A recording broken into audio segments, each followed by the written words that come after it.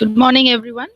So, for today, our topic for the lab session is presentation strategies or presentation skills.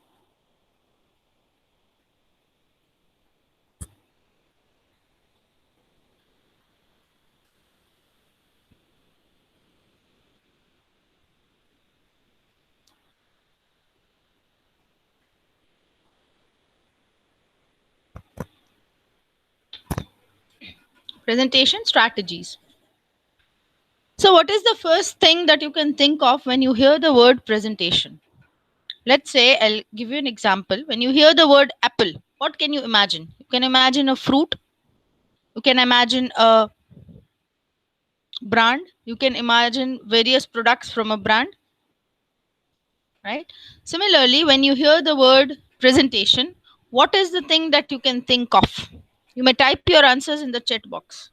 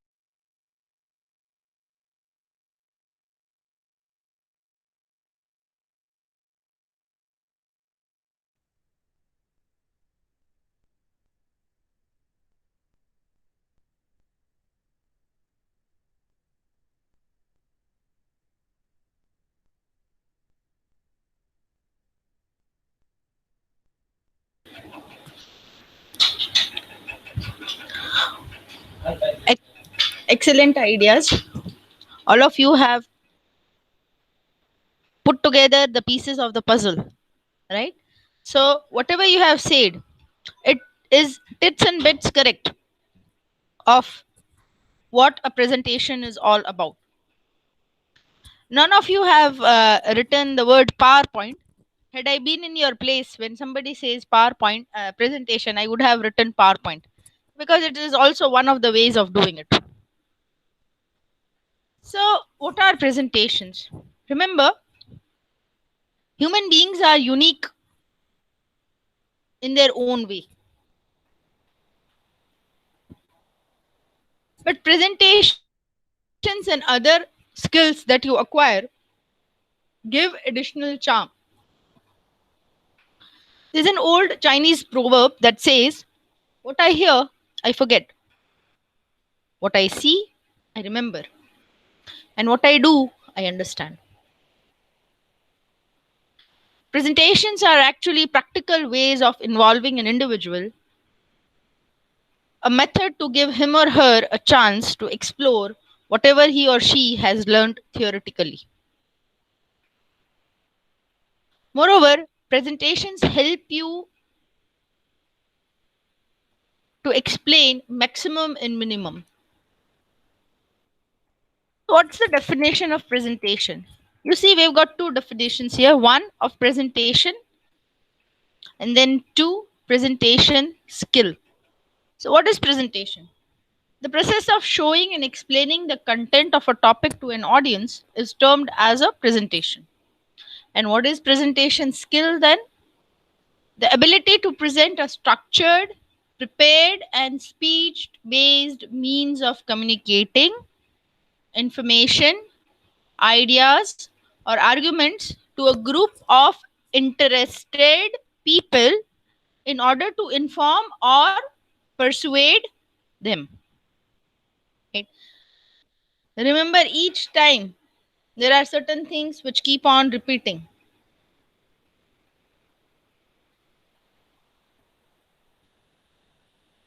Each time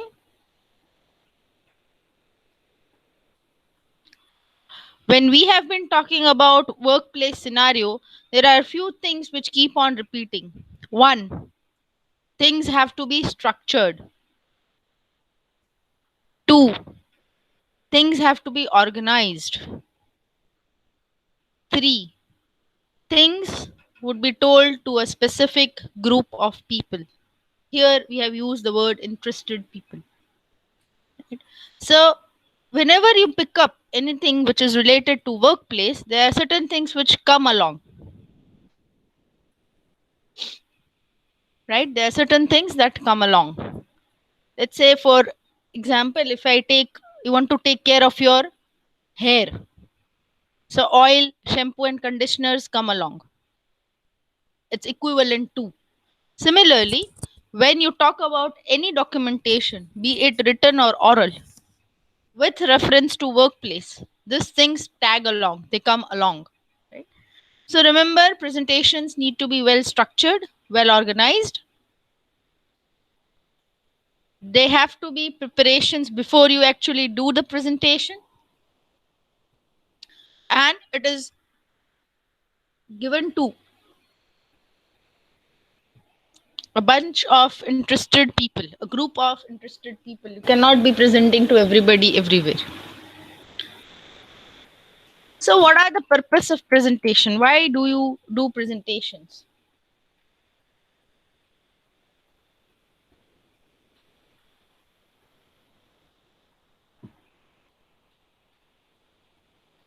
The first two purposes are being served right now, to inform and to instruct.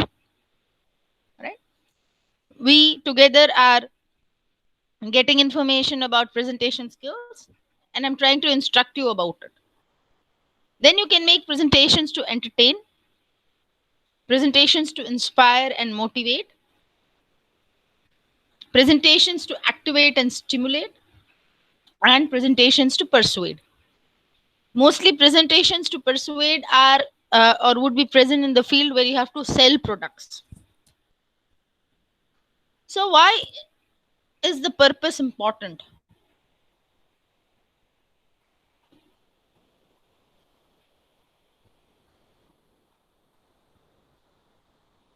The purpose actually decides the course of the presentation.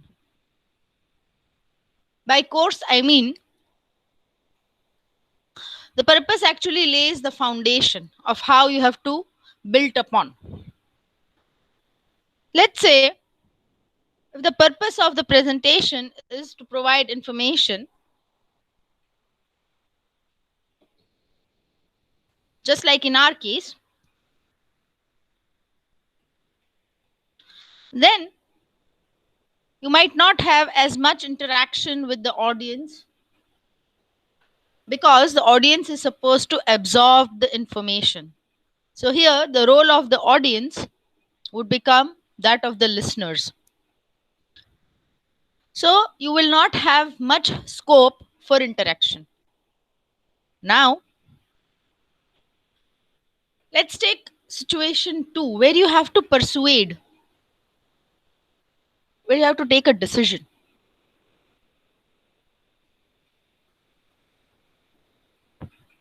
In that case, comparatively, the interaction with the audience increases.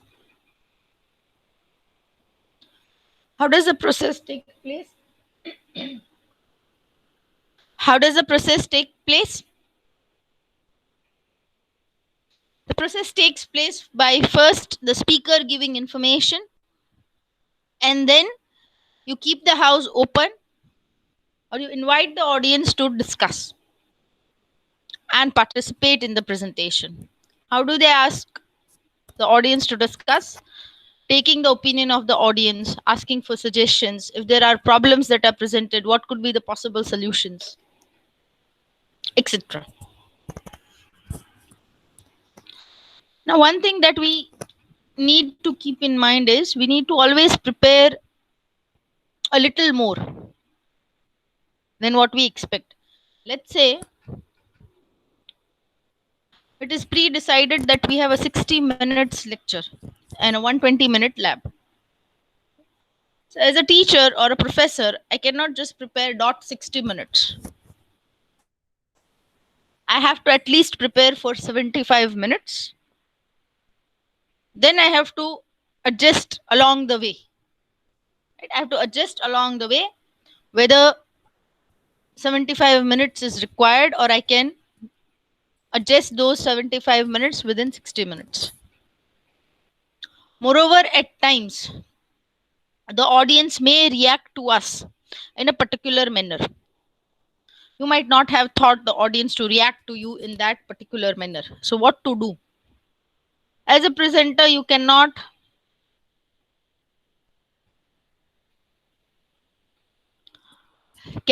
just say that, okay, this question I did not prepare for. You have to be prepared, right?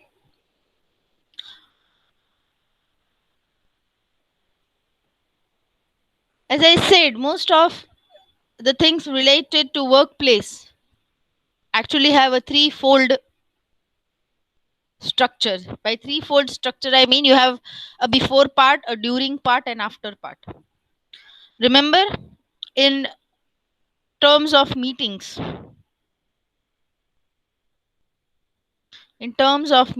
we had before the meeting, that's the agenda. During the meeting, that's the meeting itself. And we had the after part, which is minutes of the meeting. Right? So here as well, before you present, there's a preparation phase, then the actual presentation phase, and then the improvisation phase. Right? So that's how you work on things. Now, what happens is when you have an unexpected question coming or an unexpected reaction coming, you have not expected it, and you get a new input from the audience. You, as a presenter, should be flexible enough to accept it. No, because it's my idea. I don't want anybody else to give me anything new. I don't want anybody else to tell me what to do. It's my idea. No. As a presenter, as a person who wishes to improvise each step along the path, you have to be flexible enough to accept the new ideas. You include the new ideas or not is a different story. But your reaction should not be something which says that it's my idea. Why do you want to, indulge into it? Or why do you want to poke your nose into my idea? Right? So you should be flexible enough to accept the reaction. You should be ready to answer that reaction by keeping yourself calm, giving it a thought, and then reacting to what has been said. So now we have a small activity for you. You might have done it in your semester 1, semester 2. So I do not want you to regret not doing it in semester 3. Introduction. Right? You would have introduced yourself to the class and to the teachers n number of times over the past year. Every year, this is an activity which is a part of our semester. Our semester starts with the student introduction. Let's introduce each other, or let's get introduced to each other. Right? But here, I don't want you to introduce yourself by the methods that you already do. Here, I don't wish you to introduce yourself in the same manner that you have been doing. This is my name. I come from here. I did my school education from here. Now I am in Marwadi University. I'm pursuing computer engineering. This is my favorite subject, etc., etc. So, how do I want you to introduce yourself? So, first name, we cannot avoid the name. Right? Your name is your identity, so I cannot ask you to not tell me the name. But what do you do different with your name? I want you to introduce yourself with your name along with an adjective which begins with the same letter as your name and defines your personality.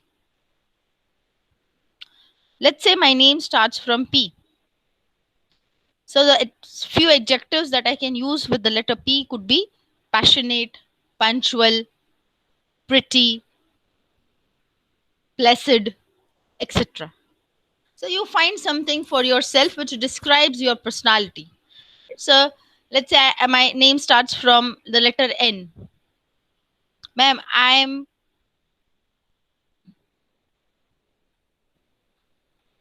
or my name and the name with the letter N and then say I am a very naughty person. I love to do mischief. Something like that, which describes you as a person, right? Then studies. See, I don't want to know because I already know you are a class of computer engineers, the computer engineers of the future. So what do I want you to tell in the study part? I want you to tell me about something that fascinates you about your education. Let's say I'm a literature student. I have studied English literature. So what fascinates me about it? I'm fascinated about the minute details that my area of education gives. Let's say there is this wonderful book, and how nicely people turn it into a movie. There is never a song mentioned in the book, but you get songs in the movies. And that area of imagination that comes is what interests me about my branch. You could say that, ma'am, I'm really interested in animation. Someday I think of having, my own animated characters. That's what interests me about computer engineering. I love coding. I want to become one of the best in the field. Ma'am, I love mathematics. I love to solve problems. So something that connects you with your education, something that is there which has a special place. Remember, there are subjects and then there is a favorite subject. So I'm talking about something that connects you to your education. And the last thing that I wish to ask you to tell me is your hobby. What do you like to do in your spare time? Right? What do? You read, you listen to music, you compose music, you love traveling, you're a traveler, you want to go to places, right? You love cooking, you love dancing, you are getting yourself trained in dance, you are getting yourself trained in music. Whatever hobbies you have, you can let me know about it. So I'm giving you 5 minutes of time to prepare. I'm sure we have not thought of ourselves in this four terms. So I'm giving you 5 minutes to prepare for this. And then you can unmute yourself roll number wise. I'll not be calling out the roll numbers. You know who comes after whom. So we'll go on an autopilot mode where once somebody finishes and says thank you, the next person would unmute and give his or her introduction. So I'm giving you 5 minutes of preparations. In case you have still a doubt, you can always ask, right? So 5 minutes to prepare why, like prepare this introduction of yourself.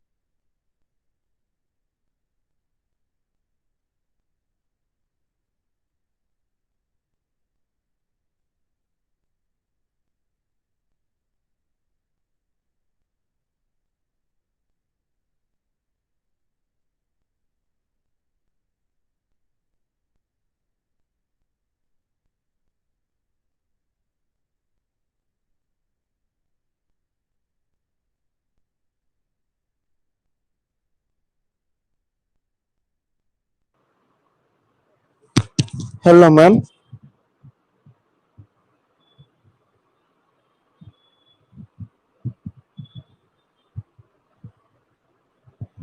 Hello, ma'am.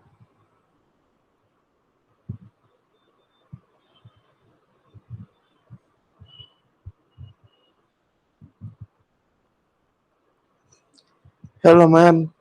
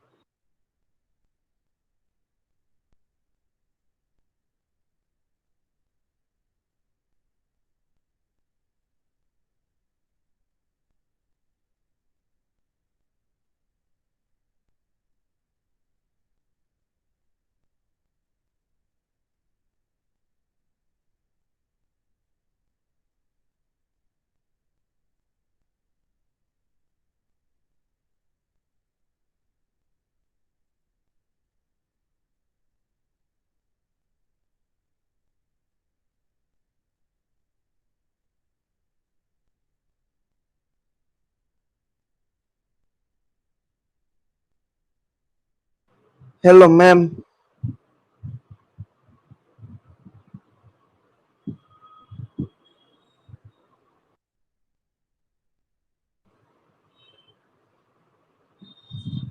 Guys, coke help કરો ને મને.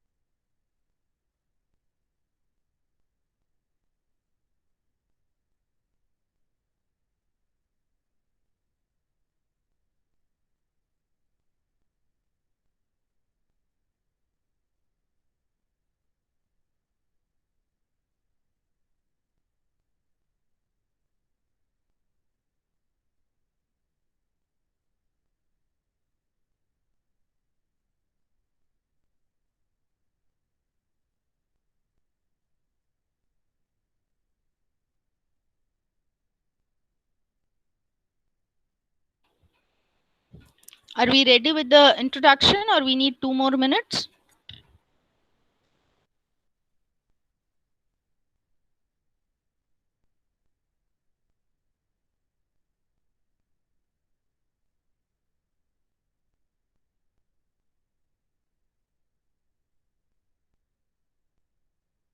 Okay, 2 3 minutes more given for preparation. We can start by 10 5 10 7, right? So you can prepare 2 3 minutes more.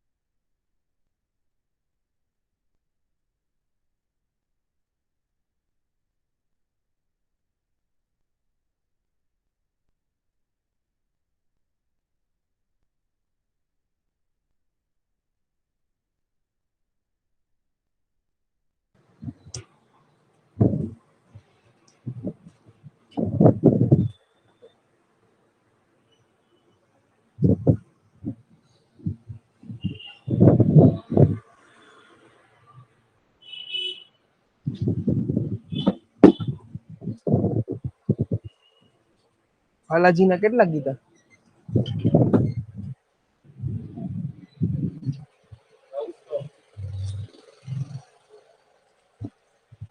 એટલું બધું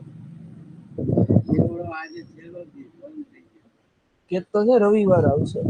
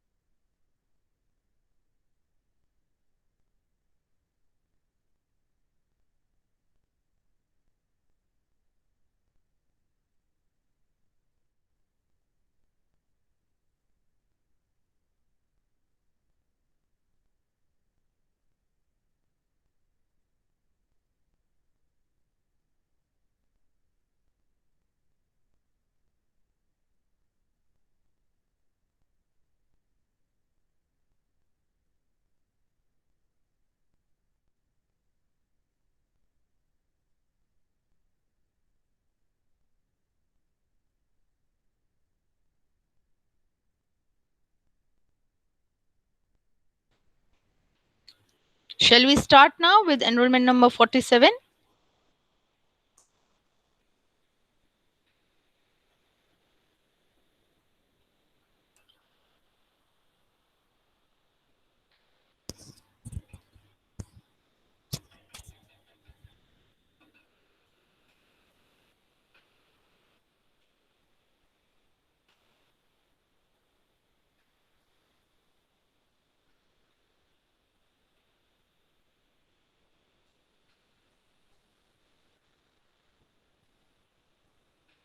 If the person is absent, the next person can start.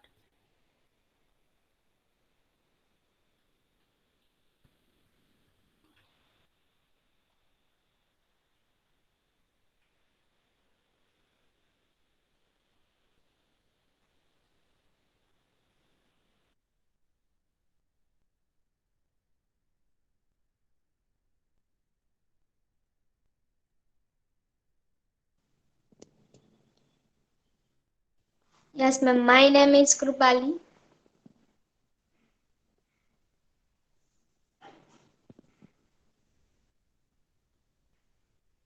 Ma'am, I am audible.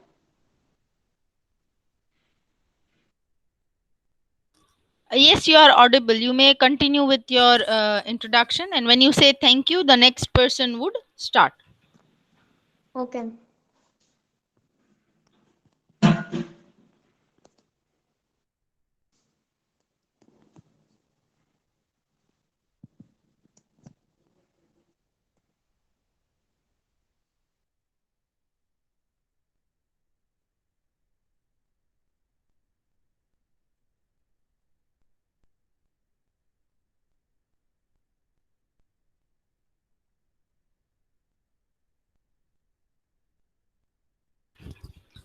Yes, Krupali, if you could finish your introduction.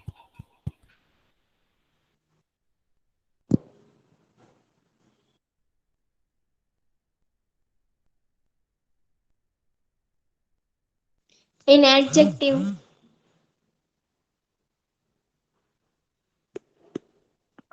kindly, knowledgeable, kinetic, and keen.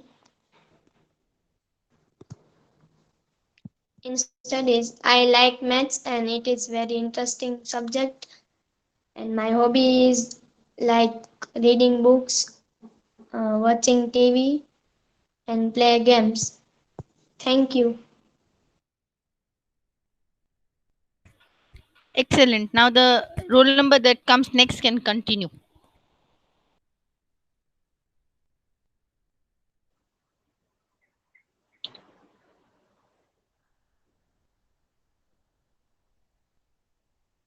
Hello. Yes. My name is Anjan Korodia. Adjectives that describe me are accountable, accomplished, and attentive. I love designing and solve maths problem. Uh, my hobbies are playing games and traveling. Thank you. Excellent. Now the next person.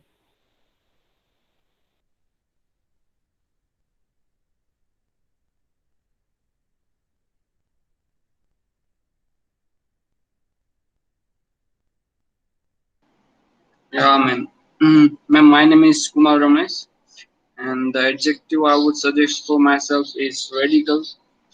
I would love in my studies that I would like to coding and learning about languages and hobbies. In my free time, I like to play football or cricket and watching movies. Thank you. Thank you, Ramesh. Yes, the next one. Good morning, everyone. Let me introduce to myself. I'm Suchi Kunalia. Adjectives that describe me are shy, smart, and sweet. I love coding. I love to solve problems, and I love that. I love to think about new ideas and solve about that. And the hobbies is playing lawn tennis. Thank you. Lovely. Yes, the next person.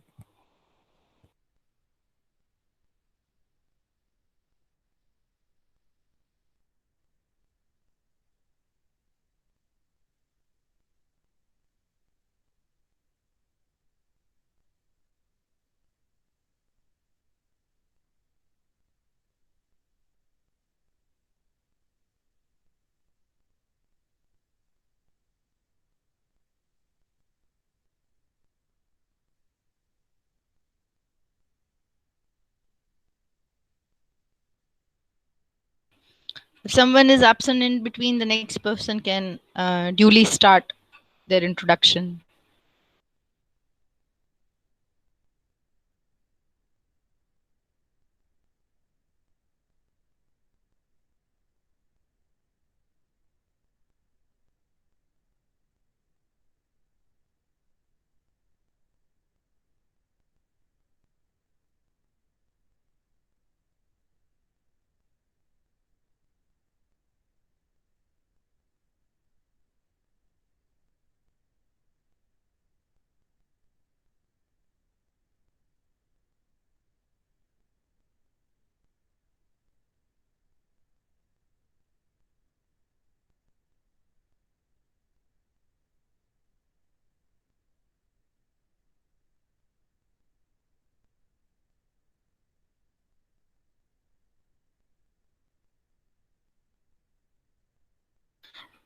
Anand is not there. Mitali can give her introduction.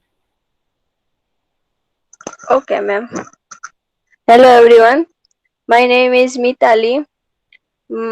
Describe the adjective mindful, musical, milky, and micro. I love mathematics, and my hobbies is traveling and watching movies. Very good. Yes, the next person, Jay.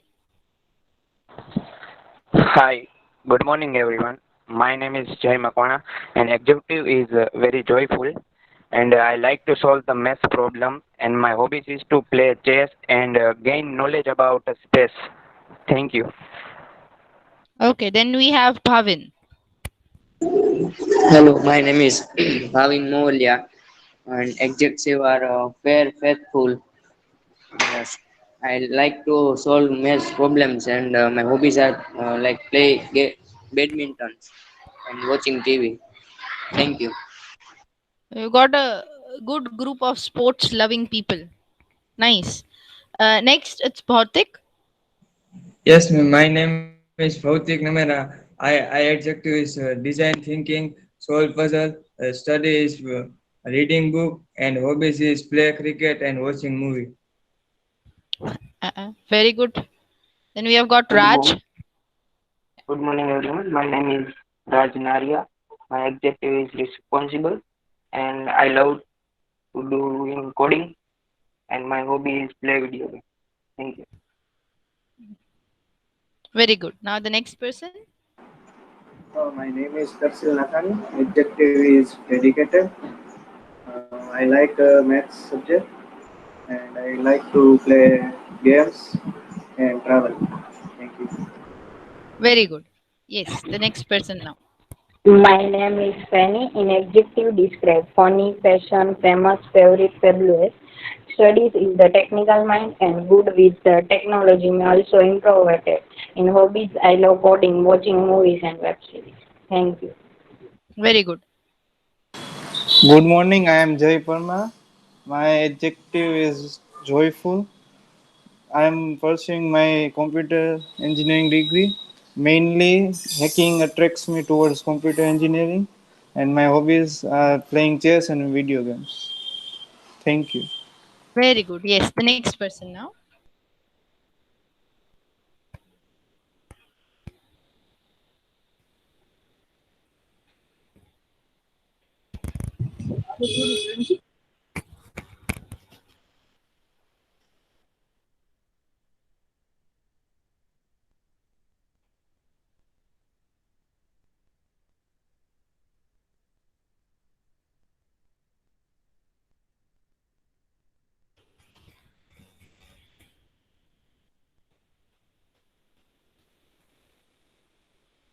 Whose turn is it now?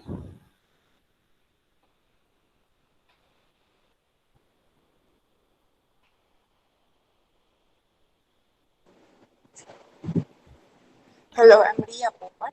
Adjectives that describe me are radiant and reliable. Maths is a very interesting subject, so I pursued computer engineering and I love solving sums. And my hobbies are to travel. Oh, lovely.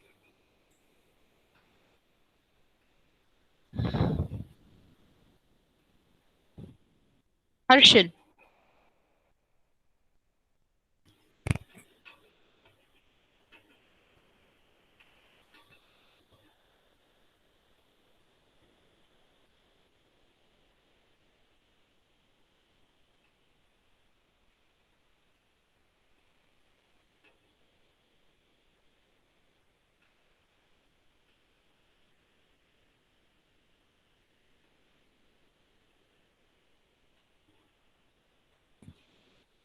Can we have Sanjay then, if Harshit is not there? Hello guys, let me introduce myself. I am Sidpura Sanjay and adjective is associated with me are self-motivated and smart, and as I talk about my hobbies are to develop new software and studies. Hobbies like I like to play cricket.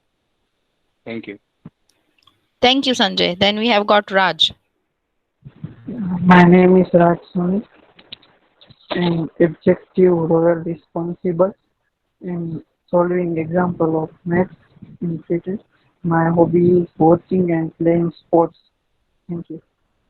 Thank you, Raj. Then we have got Gaurav. Good morning, everyone. Myself Gaurav Tanna. Adjectives are glad, glamorous, glaring. Studies each and every practical subjects. My hobbies to get innovative ideas and think about my new startup. Thank you. Thank you, Gaurav. Then Avni.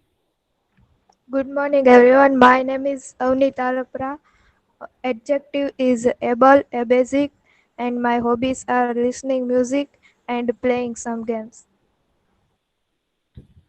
Excellent, Avni. Okay, I actually have a message from Kanan. She might have introduced herself, but we are not able to listen to what was happening.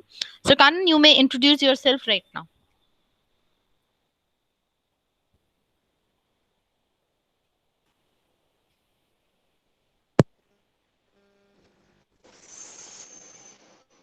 It's audible, ma'am? Yeah, now you are audible. Hello, everyone. I am Kunpara Kanan.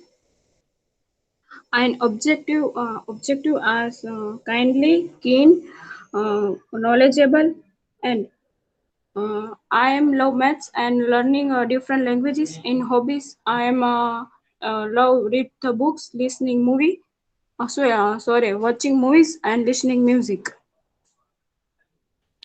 Very good, Kanan. So it was nice knowing you all virtually. I hope to see you too also. You all seem quite interesting. Right? So this was a small activity that we have been doing. But have we ever noticed that this is just not merely an activity of telling who you are? Because the teacher might not have read for today's class and let's do an introduction. There are 60 students and lecture gets over. It's not merely an activity. Why? Let me make you aware that you all, right now, what you did as a part of an activity to introduce yourself, you were actually presenting yourself virtually. So when I mean presentation skills, I not only mean a PowerPoint, I don't only mean a video or a short message or a short speech that you do. Even your introduction is the way how you are presenting yourself.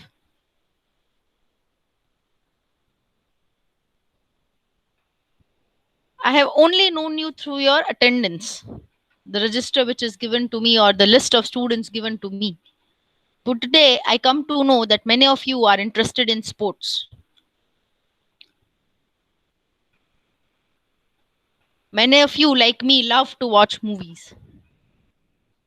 Right? So I have come to know a different side of you. Some of your friends might have realized, oh, he also loves movies or she also loves watching movies. Right?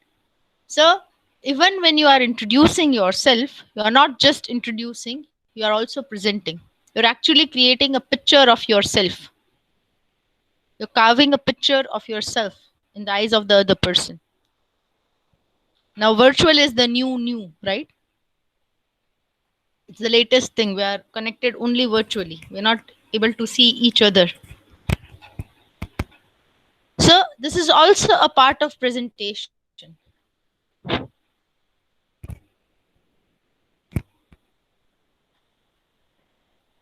Now, the way we had 7 C's for letter writing, we have helpers to make our presentation better. We have got helpers. So who are these helpers? Who are these helpers that we have that can make our presentation better? So these are the 6 great helpers that we have. Please mark this as an important question from the exam point of view. The 6 great helpers for effective presentation. The question can be asked in a few different ways, like if it is a 1-mark question, list the 6 great helpers to make presentation effective, or discuss for a longer, lengthier question where you have more marks. Discuss the 6 great helpers of effective presentation strategies, or discuss the 6 great helpers to make presentation better. These all questions have one answer, and these are our 6 great helpers. A shortcut to remember them is, if you notice, you might have noticed by now, they are all the WH questions. Whatever we have learned in school, the WH questions, when you want to ask, there's a WH question. Right? If you see, they are all WH questions. Now remember over here, it is okay if you do not arrange the 6 helpers in the order in which I have given. I have tried to begin with important things and I have kept the H last, because when we are doing a presentation, the how part will come at the very end. It will never come in the beginning. So I've tried to arrange in the order in which presentations actually happen. So which are the 6 great helpers? Why, who, where, when, what, and how.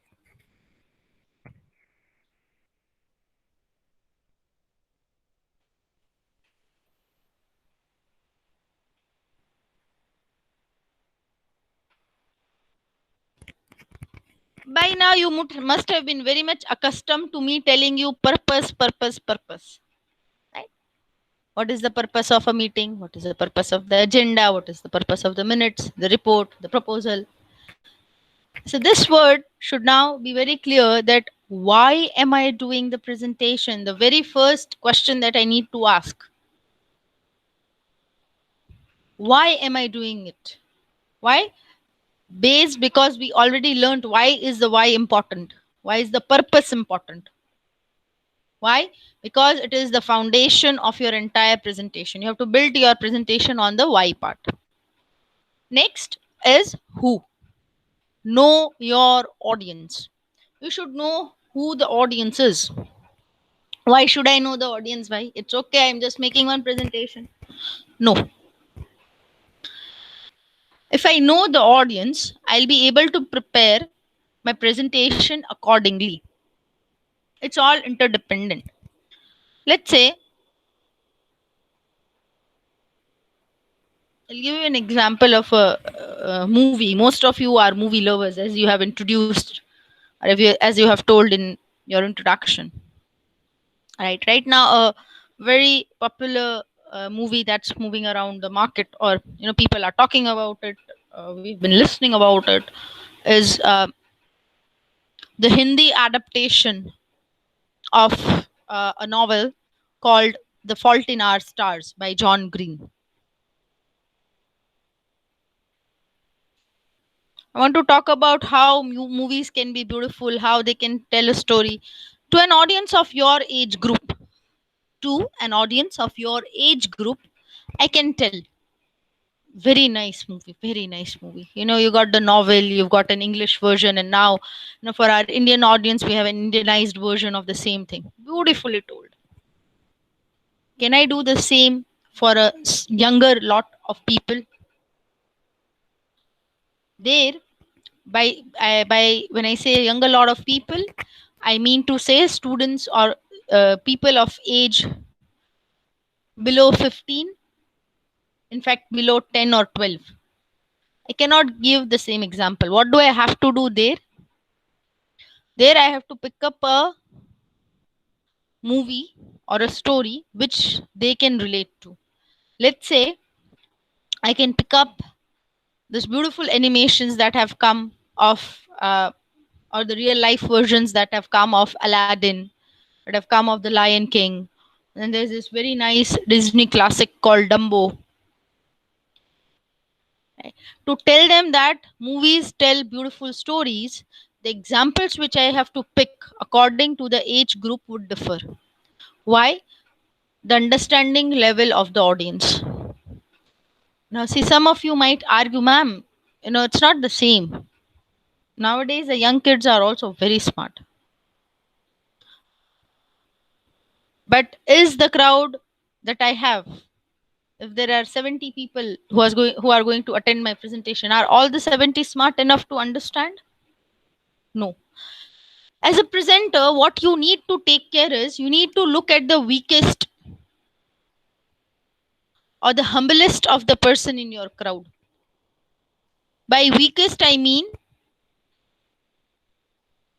you have to look at from the point of view of the very first step that you climb in the staircase.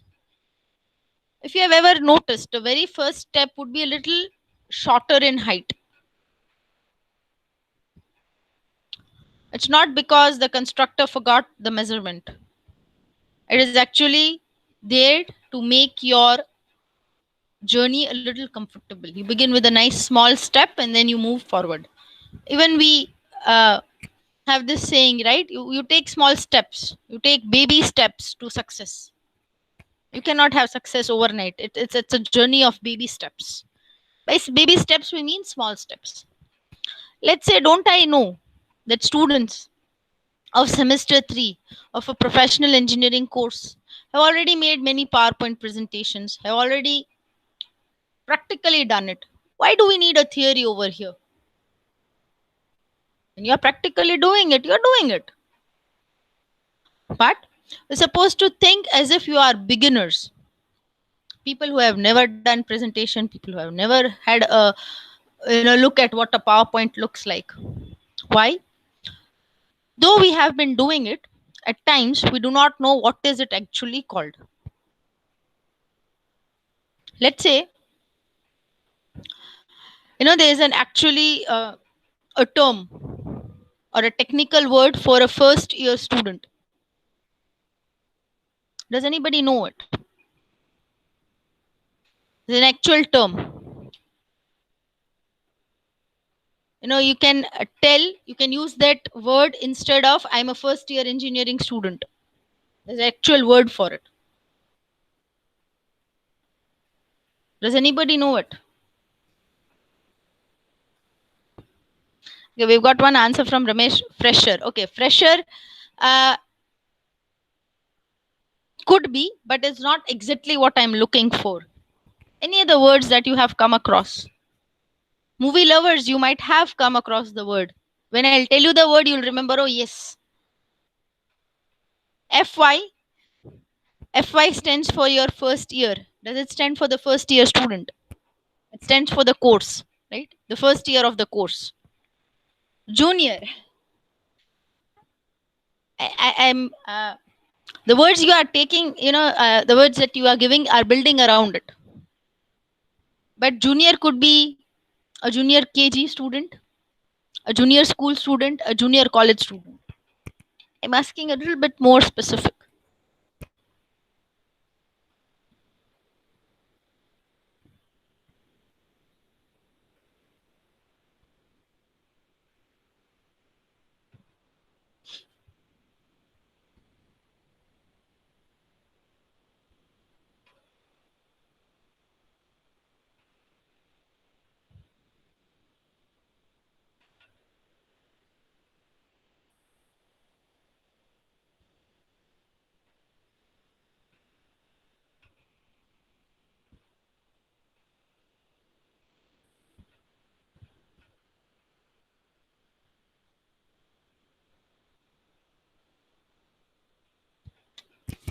This is what I'm talking about.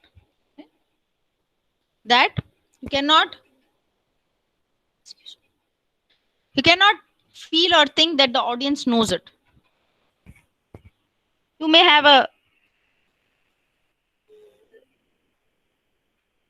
faint idea that the audience knows the word, and I start using the word.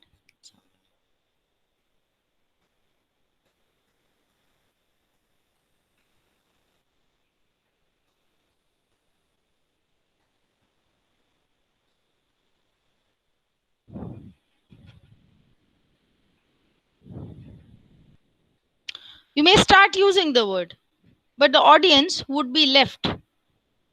The audience would be left in a confusion.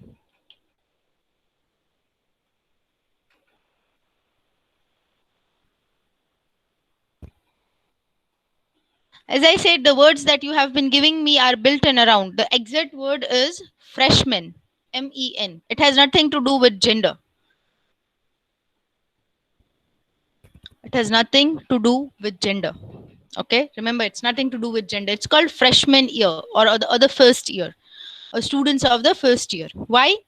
It's a transition from the boy or the girl phase to the men and the woman phase. You're now considered to be an adult when you enter your college. That's why. Then, similarly, for second years, it is called sophomore, so on and so forth. Right? There are a few examples. Why am I citing these examples? I'm trying to make you understand that you cannot believe that the audience knows it. Right? You cannot work when you are making a presentation. You have to go to the lowest of the path, the lowest of the understanding, and then move slowly forward. If the audience knows it, well and good. You don't have to spend much time on it, and then you can focus on other things that you wish to say. In case the audience does not know it, good for you, because you don't want them to leave the presentation with a confusion in mind. Presentations are meant for clarity, not confusion. That is why you should know who the audience is and accordingly prepare the presentation. Next, the where part. Knowing the locale. That's a technical term for making presentations. In our simpler terms, we call it the venue. Why should I know the venue? What difference would it make? Yes, it would make a difference. Let's say, had it been a regular college day, we would not have been in a classroom which could occupy 60, 65, or 70 students. We had been, or we would have been into a lab which would occupy 20 to 25 people. Why these two examples? The setup is different for each venue. Each venue has its own set of things. Let's say, in cases where there are larger classes, I might require a portable mic. In cases where the class number is limited, I might not require a mic. So you should know what the venue is. Do you have a projector? Do you need to carry a portable projector? Some of the computer labs on the second floor, if I'm not mistaken, you don't have a projector hanging from the ceiling. Teachers would carry a portable projector. You might have a portable projector in the lab itself. Right? Why do I need to know the venue? So that at the last moment, just 5 minutes before my presentation, I'm not searching for the portable projector. I'm not searching for the cable that has to be connected to make my screen project. I don't have to make adjustments whether the screen is projected properly or not. Right?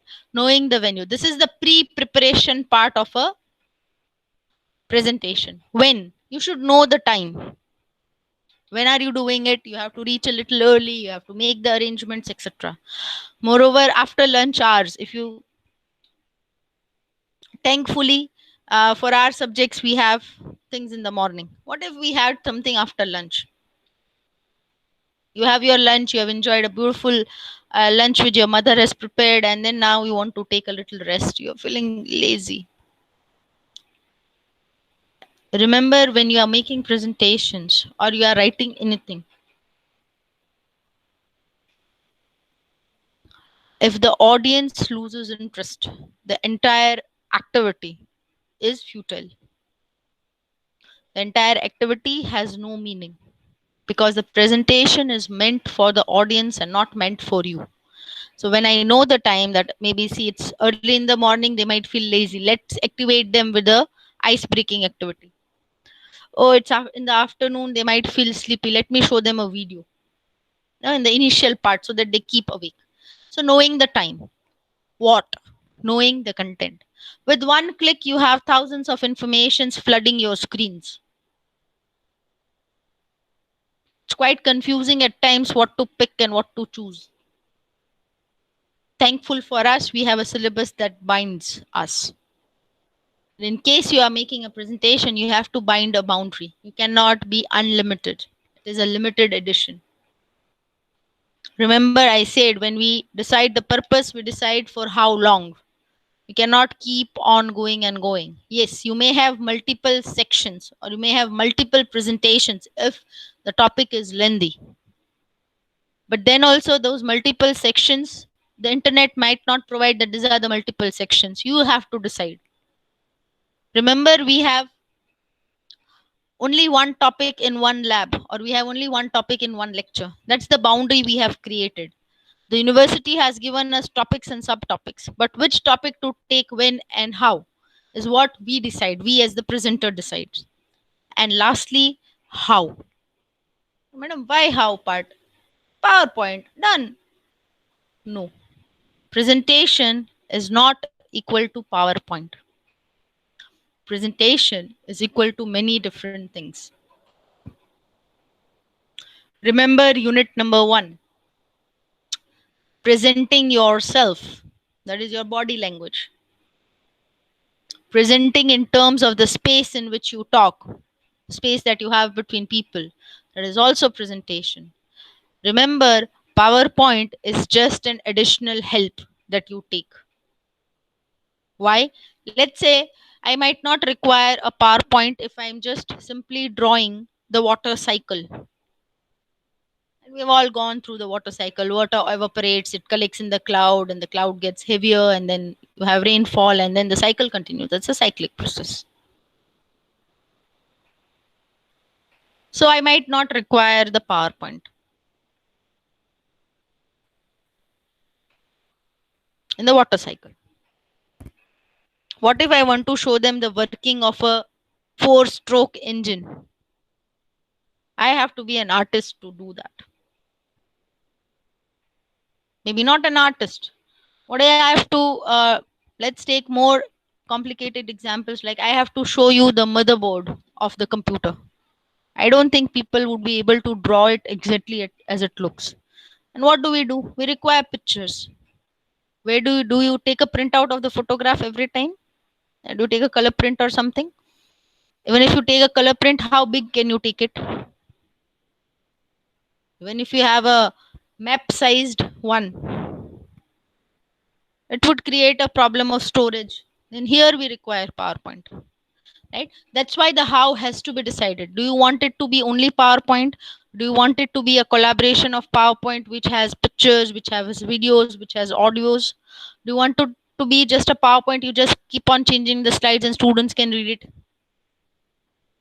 They're educated enough to read it. Are you not? Right now, if I just change the slides every 2 minutes, you are educated enough to understand what is written. You can read it. Some of you might understand as well. What is she trying to say?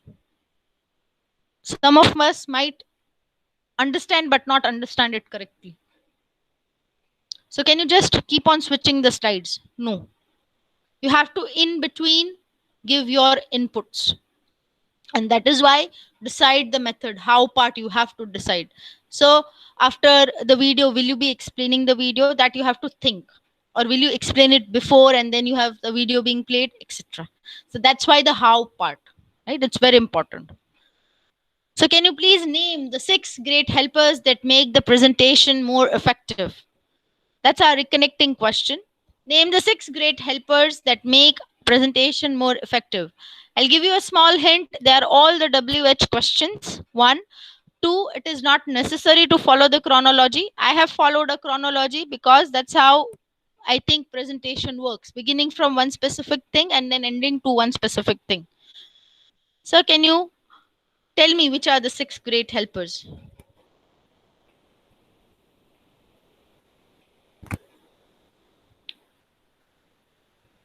Excellent, Ramesh. Very good, Gaurav.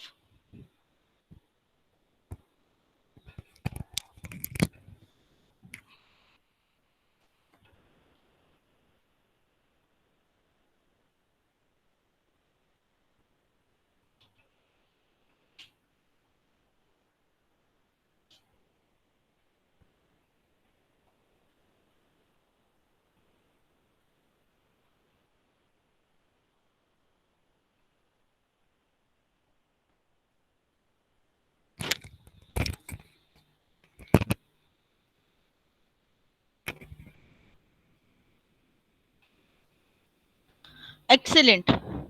Remember, there are 6 helpers. So in a rush to answer, do not forget any one of them. All of you have absolutely given the correct answers. So it begins with the why, who, where, when, what, and how. I've arranged it in such a way so that we don't forget, or I don't forget the helpers. Right? I hope you have marked this as an important question wherever you are keeping a note of important questions for the subject. Now, how do I know the audience, or how I can analyze the audience? This is also an important question, a 4-mark question that can be asked. How do you do your audience analysis? How you can analyze the audience? Please note it. So the way we did in book review, we had guiding questions.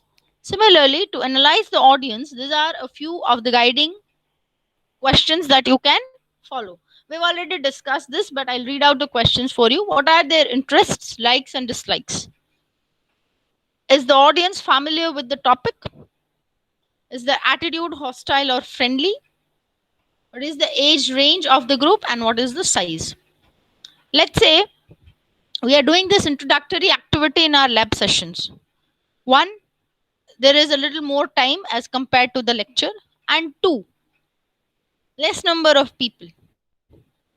If I do the same activity in the lecture session, what will happen is I will not move ahead apart from just the introduction. There will be nothing new that I can do. Now you just don't want your presentation to end with the introduction and the presentation is finished, right? So if the size of the group is bigger, you have to change your activity. You have to change the way you do things. Instead of just asking everybody to introduce, there I have to pick and choose. Okay, can you introduce yourself? Or instead, what I can do is I can make it a little easier. I can have bullet points of hobbies. People interested in sports, raise your hand. Oh, excellent. We have got 12 people who love sports. So it's the same thing. I'm asking about hobbies. But I am not asking to a particular person. I'm trying to form groups so that I can save a little time for my presentation. I don't give away all the time that I have for my presentation just in the introduction. That's why it's important. These are the guiding lines about how you can analyze the audience. Next, the locale or the venue. Why? There are different things. As I said, every venue has its own unique environment. Right? And if you sit in certain classrooms, at times, the blackboard is not visible. You have to have newspaper or something, or a curtain there, right? The lighting is not proper. Do you have internet connectivity? Can you connect to the projector, etc.? So when you are making a presentation, at the very last moment, you do not want problems to arise. Now, if such problems are taken care of in the very beginning, now way before your presentation is, it will help you to alternate the way you do your presentation. Sorry. Another important question over here, the 4 P's. The 4 P's of presentation. This question can be asked in a few different ways. Kindly mark this as important. The steps involved in preparing a presentation. So elaborate the steps involved in preparing a presentation, or discuss the 4 P's of presentation. The answer remains the same, but the question is asked in a few different ways. So what are the 4 P's? Plan, prepare, practice, present. By planning, I mean everything. Which topic are you selecting? What is the time? What would be the range of students? How much will you cover? How do you wish to cover it? You want to have a PowerPoint, you want to speak orally, you want to show pictures, you want to give some worksheet or a printout to the audience, etc. That's the planning part. It is actually similar to a blueprint or maybe a model of the actual object, right? Then you prepare. Now when you prepare, it is like, let me tell you, might have gone to the tailor to get your clothes stitched.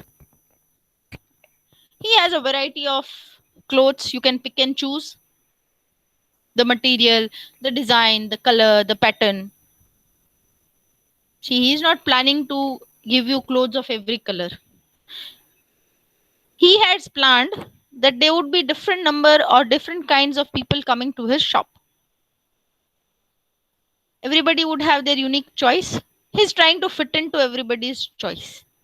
But when he prepares a specific clothing for you, he tailors it. By tailoring, I mean does not take a piece from each kind of cloth, but there is one thing which is selected, one thing which is measured, cut, and stitched according to your choice.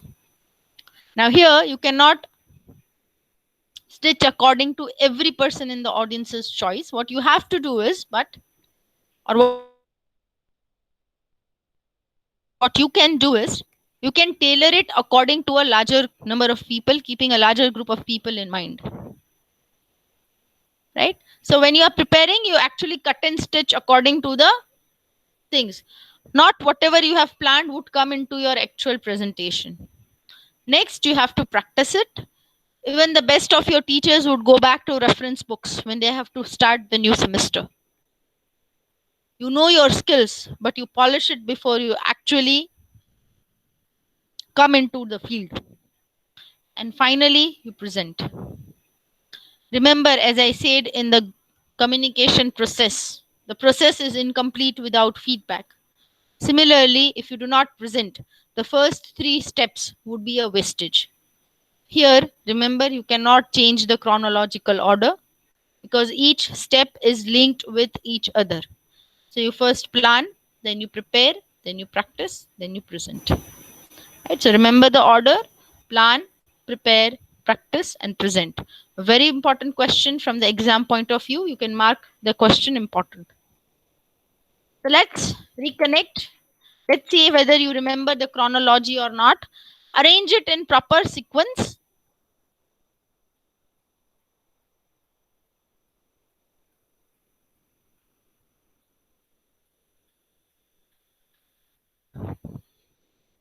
Excellent, excellent. You remember well. You all have an elephant's memory, I tell you. I'm trying to appreciate you. Elephants remember a lot. That is what people say. Right? So, excellent work. All of you are correct. You have remembered the chronology properly. It's BCAD, that is plan, prepare, practice, and then present. You're all set for it. What's the structure of a presentation? Remember, I said everything which is associated to your workplace would have a structure.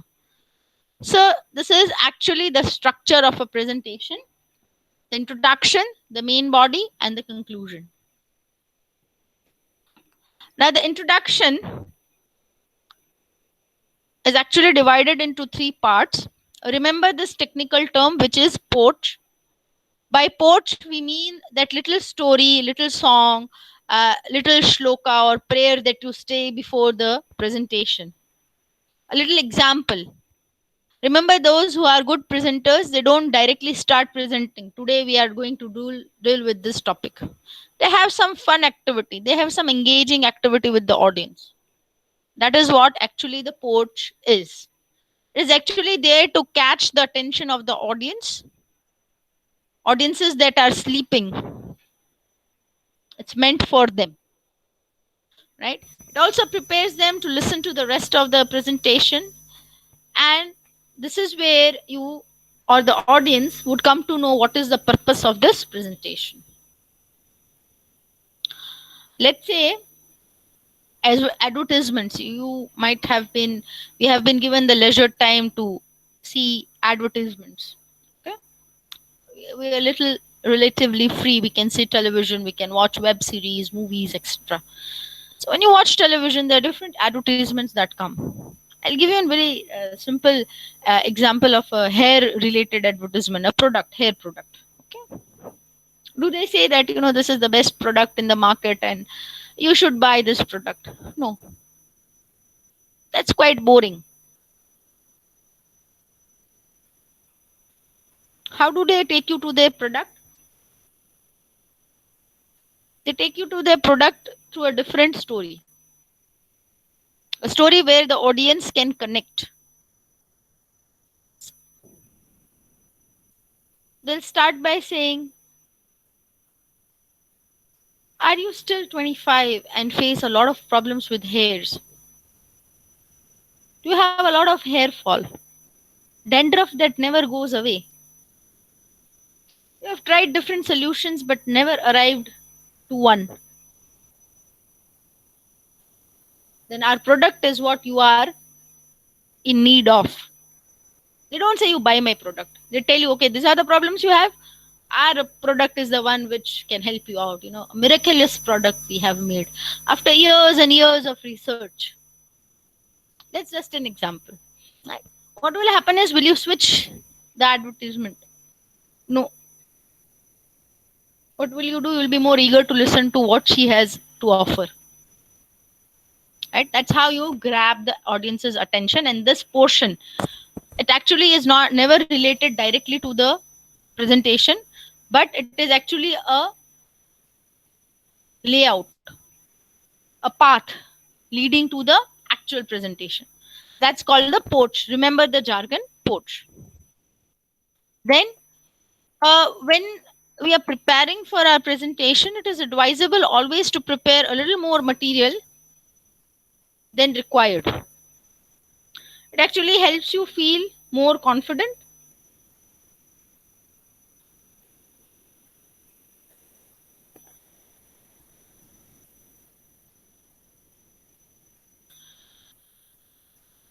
In case the audience is well acknowledged or well knowledge about the things that you are going to discuss, this extra presentation or extra material will help you to complete the time. Arrange things before you are beginning or you actually begin to do your presentation. Relax yourself in every way possible and memorize the first few sentences. Why? I don't want you to go and look back to the presentation all the time. Not actually in the starting. It's your presentation. You should know what the first few slides are saying. That's what is expected. Smile. Begin with a smile. When you start with a smile, half your problems are solved. You feel confident when you are smiling, and the audience feels a warmth, a connection.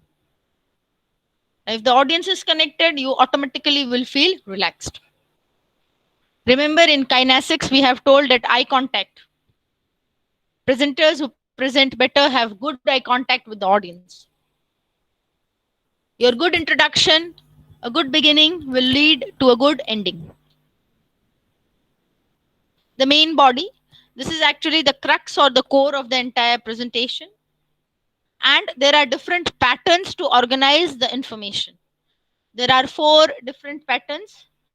You need to remember the name of these 4 patterns. This is also one of the important questions. The patterns to arrange information in the main body of a presentation, or the patterns to arrange a presentation. So these are the 4 patterns: chronological, categorical, cause and effect, problem solution. So what is chronological? Chronological, we have been using the words a lot. Arranging details in a sequence is termed as a chronological pattern. Now categorical is the most commonly used pattern. You can see it every day in the PowerPoint presentations that your teachers are using. It's actually depending on topics and subtopics and discussion of it. Cause and effect. This pattern is used when you have to talk about something where there are causes and there are effects. Let's say pollution. What are the different causes of pollution and what are its different effects? This you can use over here. Apart from that, there is a problem solution pattern as well, which is actually used for persuasive presentations, where you have to persuade people that these are the problems, we have the solution. Like the way I told you about the hair product advertisement, you can have that. Conclusion. Remember, these patterns are for the main body.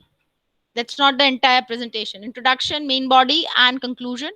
Conclusion is where you review the main points, you emphasize on the main points, and you sum it all up.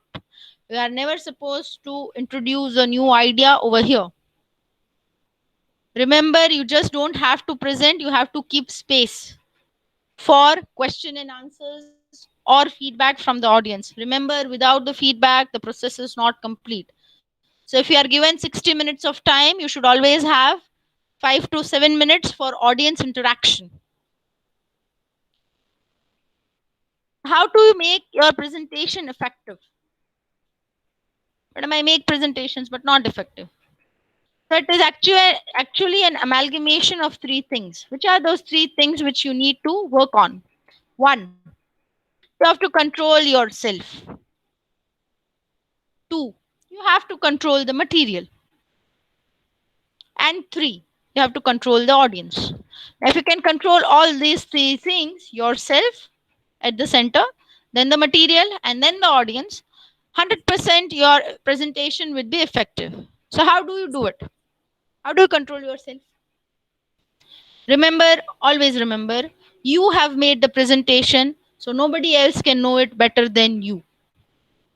If you miss a few lines or if you miss a few examples in the presentation, the audience is never going to know. They were not there when they made the presentation. So relax. Sit back and calm yourself because you have made it, you can do it. As I said, we have unlimited information available in one click. So what do? I pick and I choose. And the third part, controlling the audience. How do I control them? The presentation must be simple, yet interesting and engaging. Let's say in our case, we have reconnecting questions.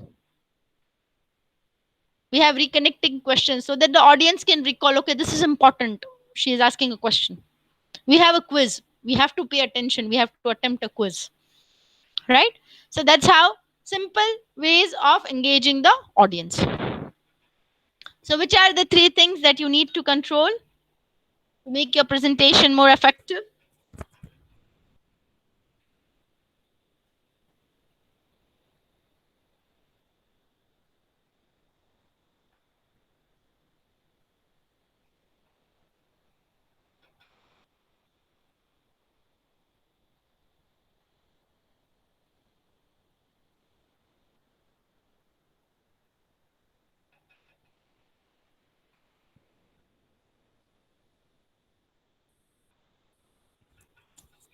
What do you have to control?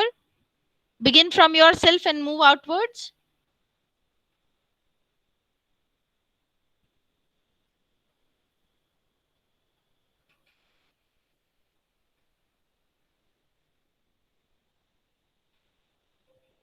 When I'll repeat this one again, you control yourself. So you relax, you calm down, you control the material, and you control the audience.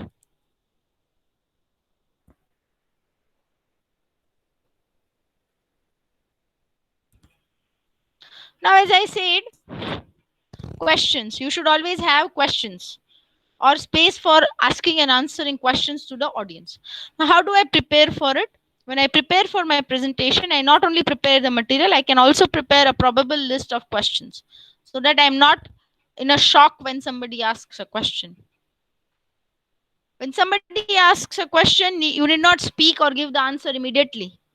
Think before you speak because you should not be contradicting with yourself. You have said a statement in the presentation and you say a statement which is exactly opposite when you are answering a question. Don't do that. Welcome people to ask questions and indicate when you are ready for the questions. So now most of the times the teachers towards the end of the lecture would have, does anybody have a doubt?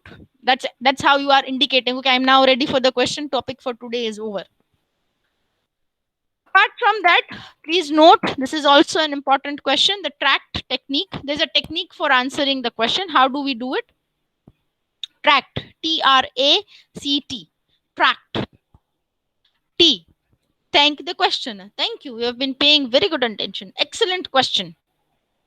Repeat the question. The other people in the audience might not have heard the question. So repeat it. Then answer the question. Answer the question according to the need of the audience.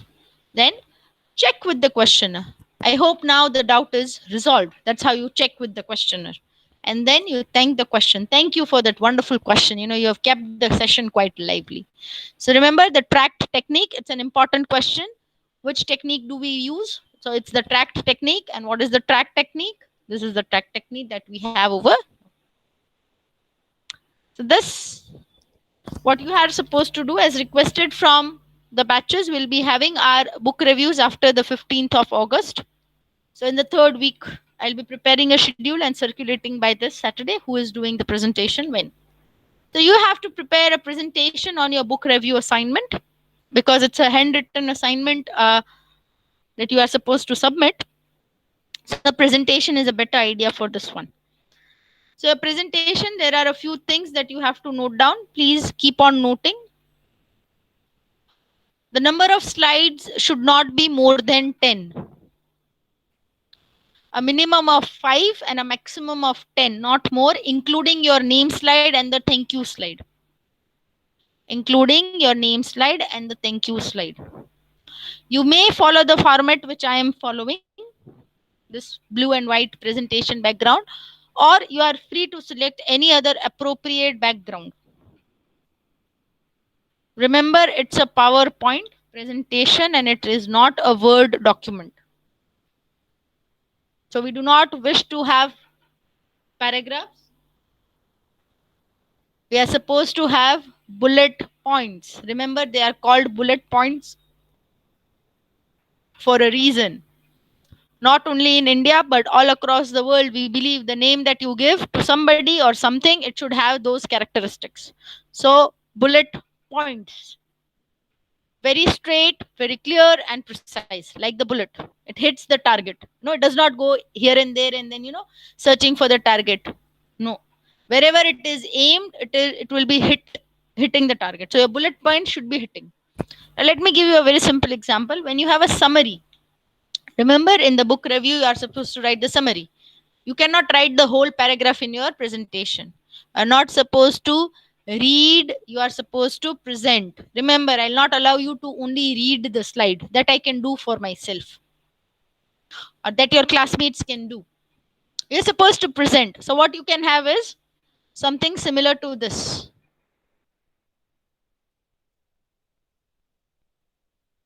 Bullets. You see, they are not more than 4 or 5 words.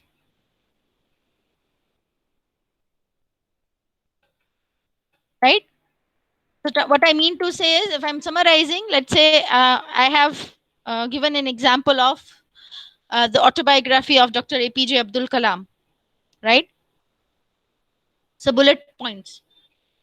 So who is Abdul Kalam? Most of us just know that his name is Dr. APJ Abdul Kalam. So it would be very interesting if I told the audience APJ Abdul Kalam. I've written on my slide. I don't read it as APJ Abdul Kalam. We've always heard the name Dr. Kalam or Dr. APJ Abdul Kalam. It is very interesting to listen to his full name. His full name is Awul Pakir Jainul Abdin Abdul Kalam. Very interesting.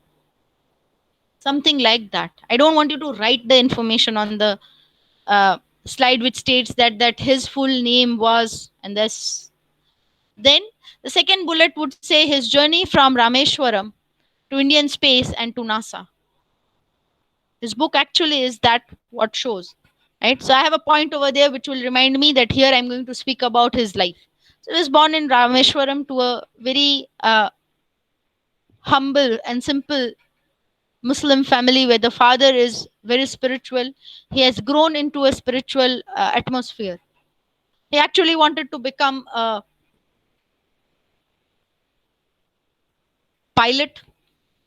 Unfortunately, he could not. There was this very small incident that happened of an interview, and he was very intelligent, not to doubt his intelligence and wisdom, but that he could not clear. But then he was not flying the planes, he was actually making them. He got to work under great mentors like Dr. Vikram Sarabhai and Dr. Brahmbhatt, right? He also got the opportunity for a 6-month training program with NASA. Excellent incidences he has shared from his life. not only how things work. If you are a leader, you have to take up the responsibility. So that's in that one bullet point. This is what I will say. I will not just read the bullet point. So that is the same which I expect from you as well.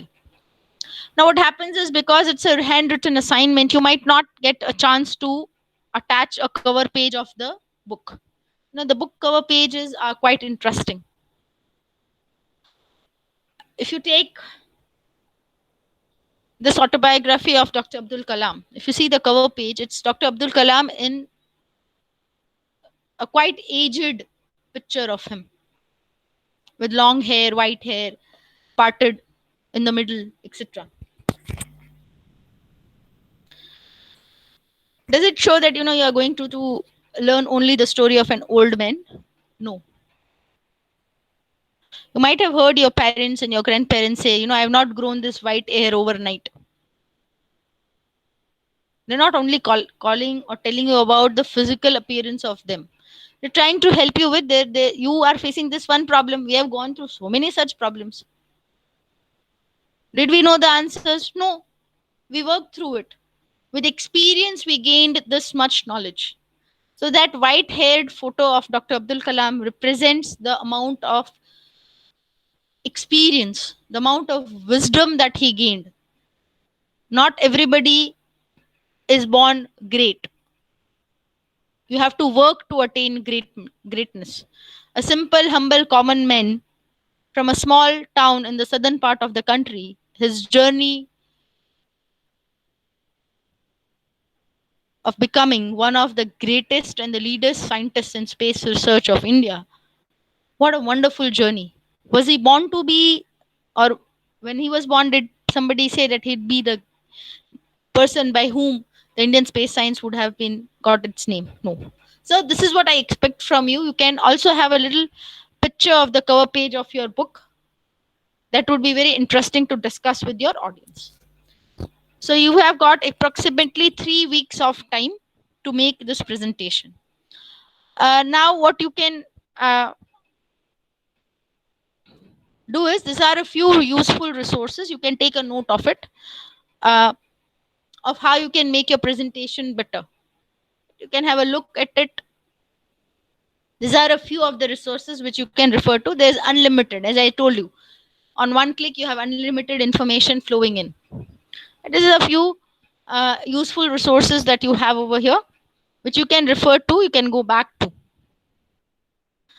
Okay, so that's all. Where do we submit your resume? Do not worry, by Saturday you will see I've already made a subfolder called sorry, not the resume, the book review. I'm so sorry. I've already made a folder called book review, where we have already had our Excel sheet where you wrote the name of the book that you are reviewing. In case you have made a change, you change it there as well. Now within the same folder, you will find the subfolders with your names. Do not worry. You'll find subfolders with your names. There you have to upload the handwritten document as well as the PowerPoint before, like, the last date to update would be 15th of August. So before we start the presentation, your material should be there so that I can have a look at it. If there are changes that needs to be done, you can work on the changes before your presentation takes place. Fine. So do we have any question and answers for this session?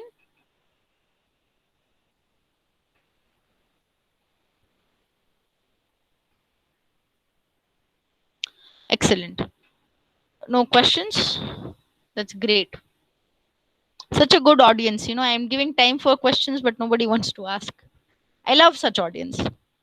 Then we'll go to the ritual of our of our quiz. If you don't have a question, I do have a quiz. So I'll just let me paste the link for the quiz for today.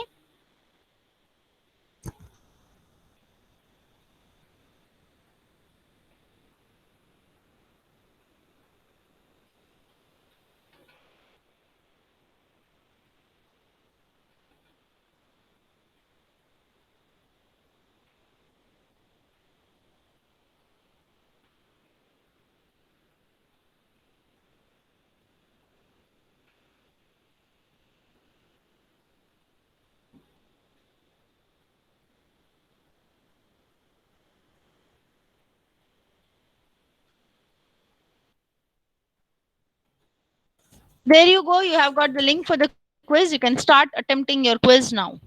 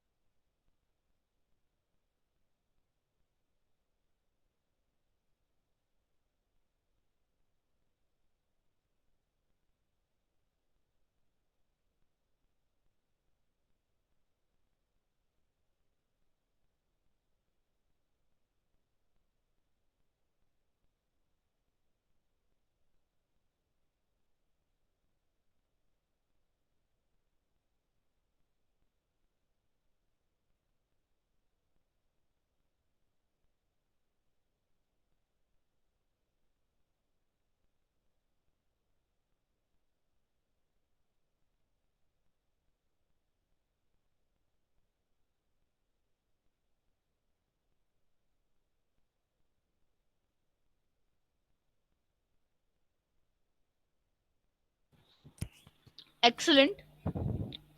I see everybody has completed the quiz and quite good scoring. Very good question, Shuchi. I was thinking whether somebody will ask or not, but I was supposed to answer that. So do not worry, class. The way I have given a sample for book review, I will also make a sample PowerPoint presentation for the same book that I have reviewed. Right? By this Saturday, it will be uploaded in the Google folder that we have shared. There are a few pieces of information that I'll be giving to you. One, the book review that I put, it's a sample. The PowerPoint presentation would be a sample. You may follow any design of your choice, but keep in mind the audience. Whereas, let's say if pink is my favorite color, I cannot have pink fonts on my PowerPoint. Why? Because it not be visible to the eye. Please think in that way, right?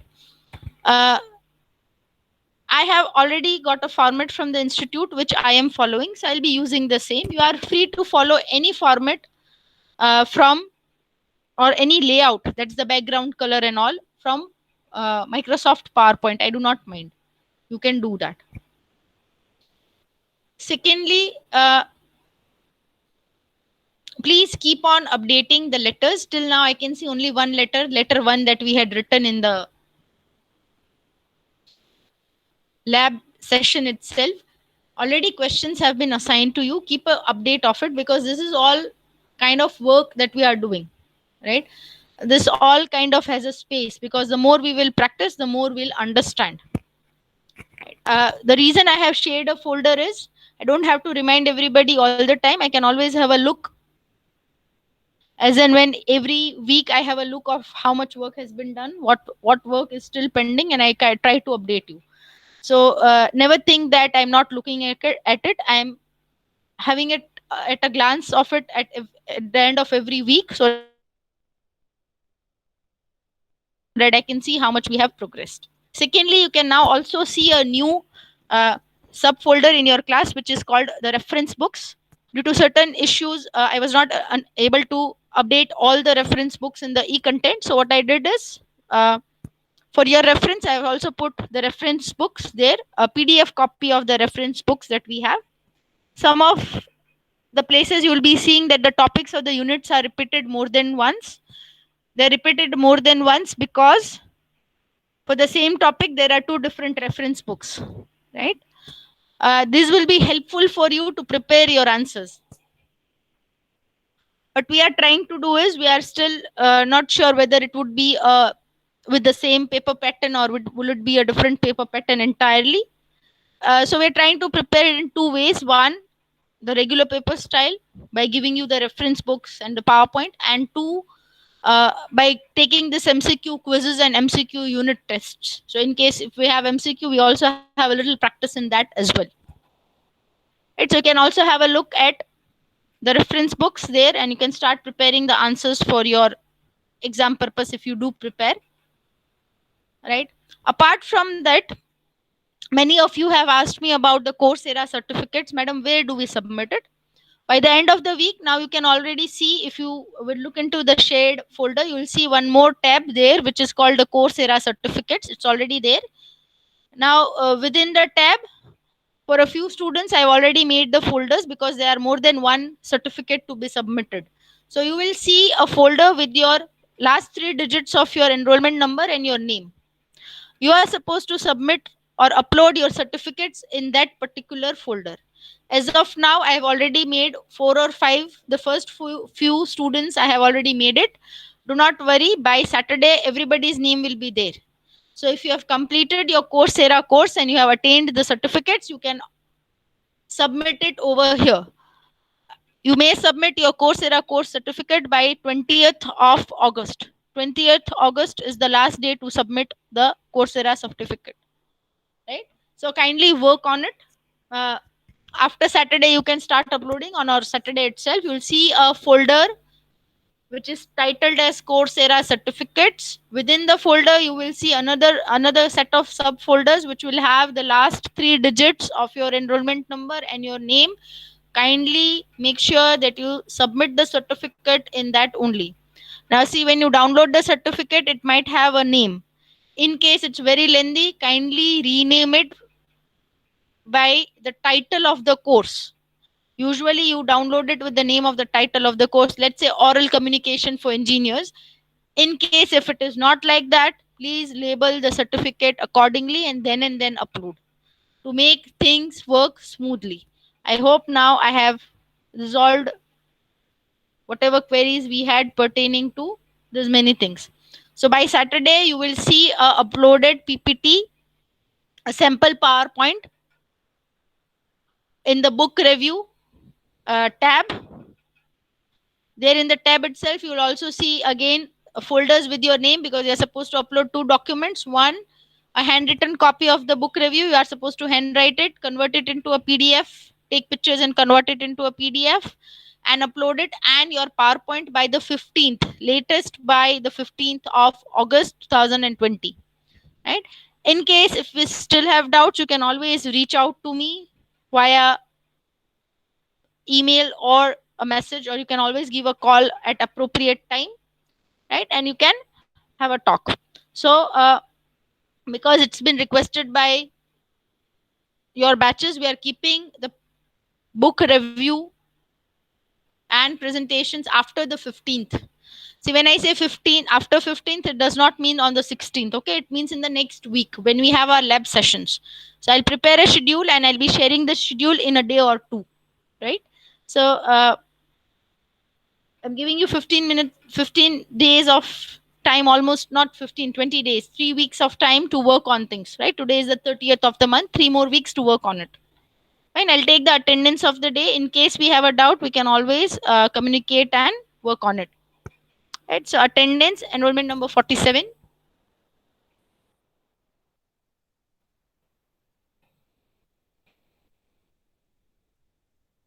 $49.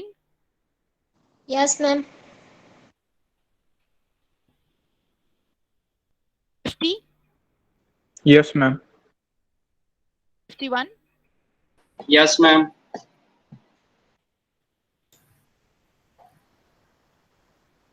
53. Yes, ma'am. 54. Yes, ma'am. 56. Yes, ma'am. 58. Yes, ma'am. 65. Yes, ma'am. 67.